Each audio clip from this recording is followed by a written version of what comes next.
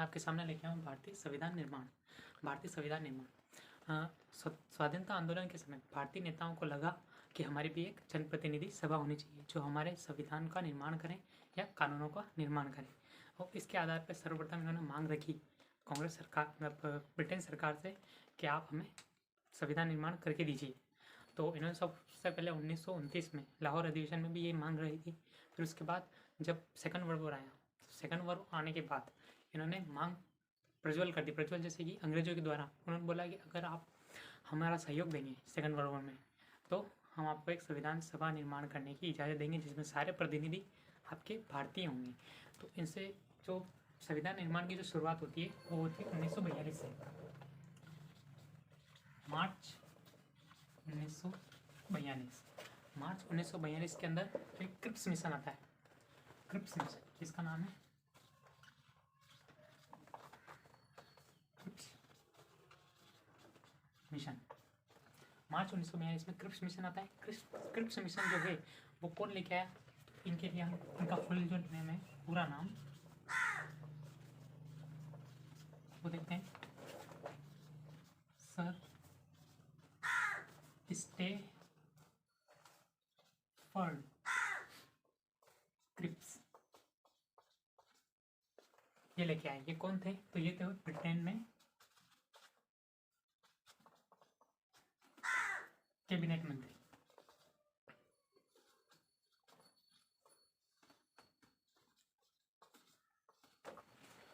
Britain में cabinet मंत्री। अब कैबिनेट मंत्री क्या है? 1942 में क्रिप्स मिशन आता है। क्रिप्स मिशन आने के बाद इन्होंने इसके अंदर 2 मांगे थी। कितनी थी? 2। तो यहाँ लिख लेते हैं हम क्रिप्स मिशन 2। फर्स्ट मांग जो लेते हैं वो हो जाएगी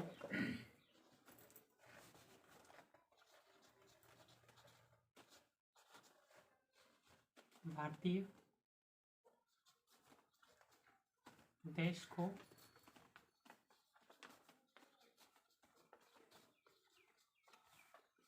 डोमिनियन का दर्जा।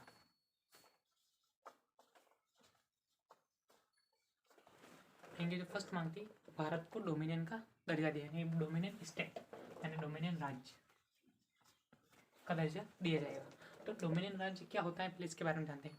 डोमिनियन राज्य वो होता है जिस पर इनके 3 नियम यानी कि संचार, प्रतिरक्षा और विदेश, ये जो 3 मामले हैं ये तो होगा ब्रिटेन सरकार के हाथ में। बाकी अंतर्गत जो अन्य जो मामले हैं वो सारे भारतीय प्रशासन के ऊपर आए यानी भारतीय लोगों के ऊपर आ जाएंगे। तो अब ये डोमिनियन स्टेट्स। सेकंड स्टेप इन्होंने माना कि होने के बाद भारत में संविधान सभा निर्माण करेंगे। इन्होंने बोला कि जैसे युद्ध सेकंड वर्ल्ड वॉर खत्म होगा, सेकंड वर्ल्ड वॉर खत्म होने के बाद इन भारत में संविधान सभा को निर्माण की इजाज़त मांगी जाएगी। अब ये दोनों इन्होंने प्रारंभ रखे। अब ये कब हुआ? जब उनको लगा कि हमें उनको भारत के निवासियों की ज़रूरत है, क्योंकि भारतीयों से सहयोग मांगा। तो भारतीयों से सहयोग मांगने के उपरांत उन्होंने 2 प्रस्ताव रखे, एक तो डोमिनियन स्टेट देने का और सेकंड है ये जिसमें आता है संविधान निर्माण के लिए। डोमिनियन स्टेट हम कब से ही मांग रहे हैं, जैसे 1930 में लाहौर अधिवेशन में भी हमने बात रखी थी, लेकिन हमें डोमिनियन स्टेट नहीं दिया गया। और जब अब इनके गरज पड़ी तो इन्होंने मांगना शुरू कर दिया। तो ये हो गया। फिर इसके बाद भारतीयों की प्रक्रिया।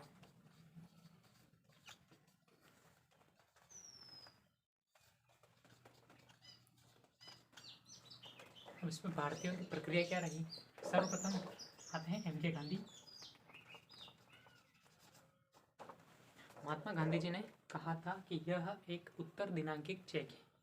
जो क्रिप्स मिशन प्रस्ताव लेके आए, इस प्रस्ताव को महात्मा गांधी जी ने बोला कि यह एक ऐसा चेक है जिस पर दिनांक घोषित नहीं है, कब जारी हुआ है। इसलिए फिर आए नेहरू जी, तो नेहरू जी ने भी इसके ऊपर विचार रखे। तो नेहरू जी ने कहा कि यह एक ब्लैंक चेक है जिसपे न तो कोई हस्ताक्षर है और न ही कोई तारीख है। और इस प्रकार कांग्रेस ने और मुस्लिम लीग दोनों ने इसको विरोध किया। अब मुस्लिम लीग के विरोध करने का कारण मुस्लिम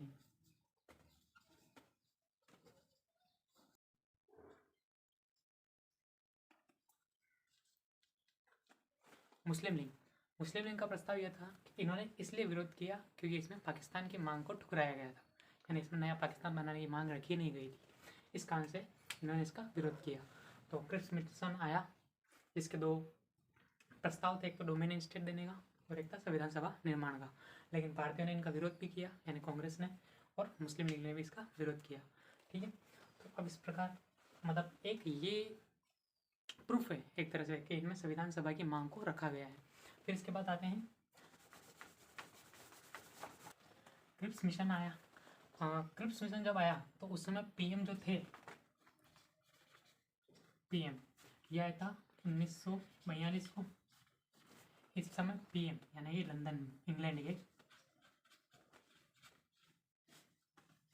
तो कौन थे? तो उनका नाम था चर्चिल, विंस्टन चर्चिल इनका नाम था। वही जून के 1946 में। 1946 में आता है कैबिनेट मिशन। कैबिनेट मिशन की चर्चा है, इसमें भी हमें संविधान सभा निर्माण की कुछ प्रूफ मिलते हैं, यानी कि कुछ सबूत मिलते हैं। तो किस प्रकार है कैबिनेट मिशन जो आया, ये कौन लेके आए? ये तो 3 अधिकारी लेके आए। 3 अधिकारी कौन कौन थे? एक तो था पैट्रिक लॉरेंस, ठीक है, और एक थे सर स्टेफर्ड क्रिप्स, और थर्ड थे एबी अलेक्जेंडर। ये 3 अधिकारी ब्रिटेन मतलब कैबिनेट मिशन को लेके आए, इन्होंने प्रस्तुत किया। तो इसके अंदर जो प्रावधान थे देखते हैं। प्रावधान कैबिनेट मिशन में क्या क्या प्रावधान रहे हैं? तो इसका फर्स्ट था 2 संविधान मांग नहीं मानी, यानी कि कैबिनेट मिशन में 2 संविधान की मांग को ठुकरा दिया, जिसमें पाकिस्तान और इंडिया दोनों के लिए अलग संविधान सभा की मांग को रखा गया था। और सेकंड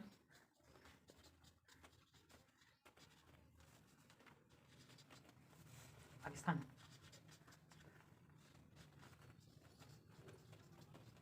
की मांग ठुकराई,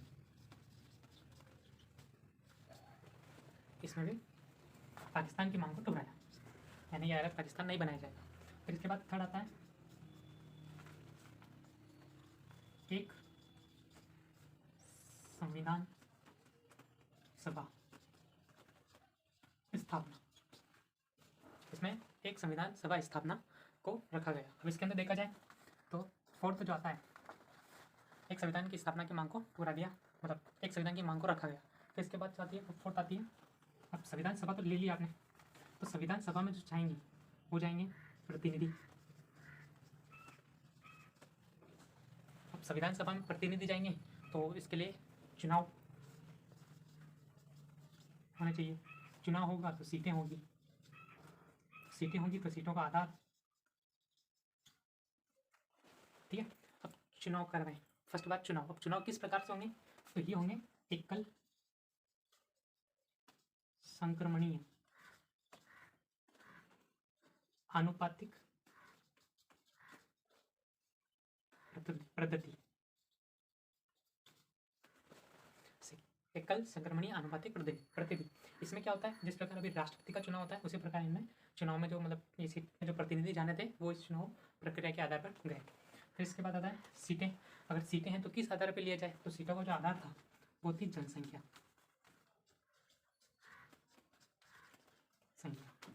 जनसंख्या देखी जाए तो प्रति 10 लाख जनसंख्या पर एक सीट, प्रति 10 लाख पर एक सीट रखी गई। प्रति 10 लाख जनसंख्या पर एक सीट रखी गई। ये हो गए। अब सीटों का बंटवारा, मतलब किस प्रकार से सीटों को चुना जाएगा उनको हम देखते हैं। ठीक है, अब इसको ऊपर डिलीट कर दूँ। हाँ, ये 1946 का था। अब 1946 में इंग्लैंड के जो पीएम थे उनका नाम था एटली। एटली वही हैं जब राजस्थान में और भारत में एकीकरण हुआ था, तो उस समय इन्हीं की देखरेख में एकीकरण हुआ था, यानी कि इन्हीं के आदेश पर एक तरह से। और अब देखा जाए, अब ये तो हो गया। अब हम सीटों का कुछ प्रकार देखते हैं, किस प्रकार सीटें विभाजित थी। तो सीटें जो हैं उनके दो प्रकार कह सकते हैं। एक तो था ब्रिटिश प्रांत और एक था देसी रियासत। देसी रियासतें, ठीक है। अब इनके अंदर जो देखें, ब्रिटिश प्रांत के अंदर 3 ले सकते हैं। 3 कौन कौन से आएंगे इनके अंदर? आ जाएगा, हाँ, उसको बोलते हैं सिख समुदाय, है ना, सिख समुदाय। एक ले लेते हैं सामान्य और एक ले लेते हैं मुस्लिम।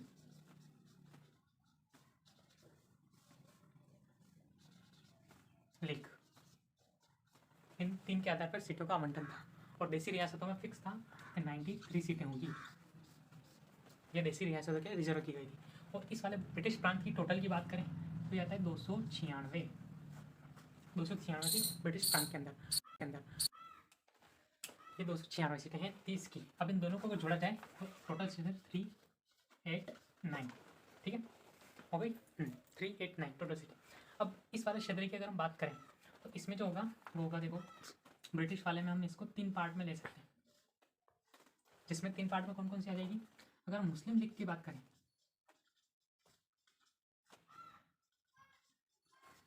मुस्लिम लीग में जो सीटें थी वो थी 73 सीटें।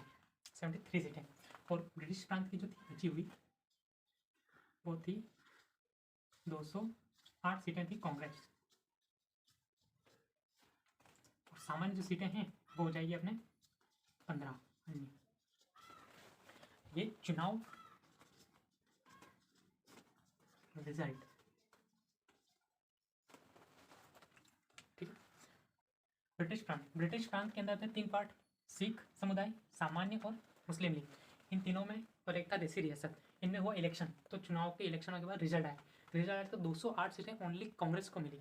और 15 अन्य के अंदर आ गए सिख समुदाय और अन्य पार्टियां, जिसमें समाजवादी पार्टियां भी थी। फिर इसके बाद आता है मुस्लिम लीग को मिली 73, 208 और ये टोटल जो हो जाएंगे वो हो जाएंगे ये, ठीक। और अब इसके बाद हम आते हैं, ये तो हो गया इलेक्शन का रिजल्ट, ये हो गया इलेक्शन का रिजल्ट। अब इनके बाद जो संविधान सभा के अंदर कौन आया, तो संविधान सभा के अंदर ये तो आए नहीं, इनको तो जाए खत्म। और फिर इसके बाद मुस्लिम लीग, इन्होंने भी विरोध किया, मतलब प्रथम, यहाँ लिख सकते हैं हम, प्रथम बैठक कब हुई? 9 दिसंबर 1946। संविधान सभा की प्रथम बैठक हुई थी 9 दिसंबर 1946। इसमें सच्चिदानंद सिन्हा जी को, क्योंकि वो वरिष्ठ थे, सबसे बड़े थे, इसलिए उनको इसका अध्यक्ष चुना था, वो अस्थायी अध्यक्ष चुना गया था 9 दिसंबर को। तो अब इसके अंदर किन्होंने भाग लिया? कांग्रेस की सारी सीटें, 15 सीटें ये हो गई। और इन्होंने तो मना कर दिया। क्यों? इन्होंने मना करने का कारण था पाकिस्तान का, मतलब नए पाकिस्तान का निर्माण का विरोध करने के कारण नए पाकिस्तान का विरोध किया, मतलब नहीं आया था ना, इसलिए। तो इसके बाद 93 सीटें हो गई देसी रियासतें, ठीक। इस प्रकार से प्रथम बैठक होती है इस समय। तो अब हम पढ़ेंगे इनकी कार्यवाही, यानी कि संविधान सभा की कार्यवाही। संविधान सभा की कार्यवाही को हम यही ले लेते हैं।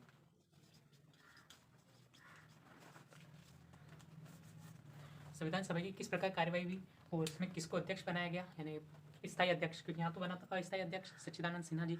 और फिर बाद में ये सारी प्रोसेस रही। अब कार्यवाही वाला पोर्शन हम कल पढ़ेंगे। तो इतना देखने के लिए धन्यवाद, थैंक यू।